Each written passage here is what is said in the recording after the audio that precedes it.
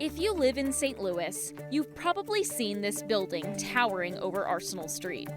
But many St. Louisans don't know what it is, and even fewer have been inside it. We were lucky enough to be given a tour by Dr. Felix Vincennes. Since it is still a medical facility, we were asked to wear masks for the tour. And if you were of a certain vintage, my age, maybe 10, 20 years younger, many people would be threatened with, if they misbehaved with mom and dad, be threatened to be dropped off on Arsenal or at the Dome. Today, it is known as the St. Louis Forensic Treatment Center. But when it was built in 1869, it was called the St. Louis County Insane Asylum. The architect was William Rumbold. He's very notable because he was the architect responsible for the old courthouse. The St. Louis County Insane Asylum was given the same signature green dome as the courthouse. This main building used to see patients, but today it is mostly used for administrative purposes. Many rooms and floors aren't used at all, though, due to deterioration. Before we actually built some cottages for our physicians, some of our physicians and their families were actually living in apartments right on either side of this hall. On the tour, Dr. Vincennes showed us the basement, the library, some very small old patient rooms, and took us all the way up to the dome. And you're going to see some interesting features in this room. He explained that the building brought a huge change to mental health care in our region.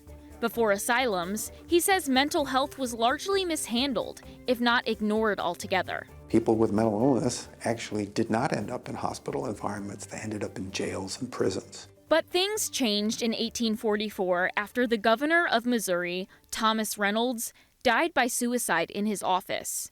The shock of his death caused the public and state officials to think about how Missouri should address mental health. The issue was pushed even further when Dorothea Dix, an advocate for mental health asylums, came and spoke to the Missouri General Assembly in 1847. So they constructed, at that time, what was the first psychiatric hospital west of the Mississippi, and that was Fulton State Hospital. The Fulton Hospital was completed in 1855, and the St. Louis County Insane Asylum 14 years later. Dr. Vincennes says the treatment style at the St. Louis Hospital was called the moral model. It was all predicated on the notion that people who were experiencing emotional turmoil or struggles of one sort or the other and would be given the opportunity to get away, go off to the countryside, and be in a building where they could look out over rolling grassland, see sunshine, have fresh air, have fresh water, and be able to sort of rest and recuperate. And he says this model actually worked in some patients, but this peaceful form of treatment didn't last. These facilities were built with relatively few beds. Fulton State Hospital opened with 125. This hospital opened with 250. And people just started to come crushing into the facility in waves. And soon, facilities like this, built, as I said, housed 250, had 4,400 people in it. And under that kind of population pressure, the moral model collapses. And before modern medicines to treat mental disorders came along, methods we might consider barbaric today took place at the hospital. People were sometimes encased in iron cages. People were sometimes placed in seats and whirled around like in a centrifuge. And then later on, well into the 20th century, we would do things like ice pack baths. We would actually, put packs of ice on people's body, or we put them in hot water. The idea here was that by promoting some pretty extreme temperature dysregulation, we would kind of shock the brain and reset it. From about the 1930s to 50s, lobotomies were performed at the hospital. But over time, treatments changed and the number of patients decreased. As a result of a lot of research and a lot of pharmaceutical advancement, we began to introduce a whole new pharmacopoeia that could help our patients. But in addition to that, we brought a lot of evidence-based psychosocial treatments in. Changes in debates about mental health treatments are still ongoing. The hospital has gone through some major transformations itself. The east and west wings of the main building have been torn down, and there are new residences for current patients.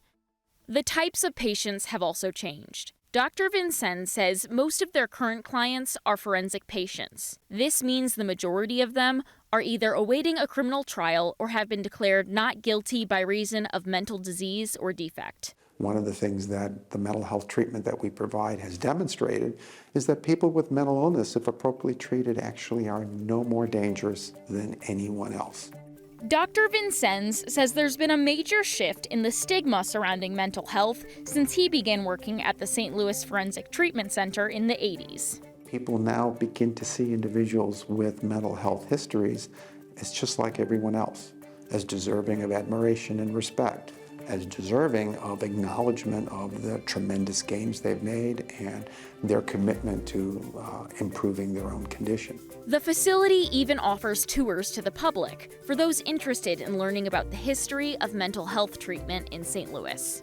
And he says that hopefully by touring the center, St. Louisans will come away with a more positive view of the facility and stop using it as a way to scare their kids. And hopefully a visit to Arsenal Street now would be no longer a source of pain or fear, but actually an opportunity to see how far we've come. For Living St. Louis, I'm Veronica Mohesky.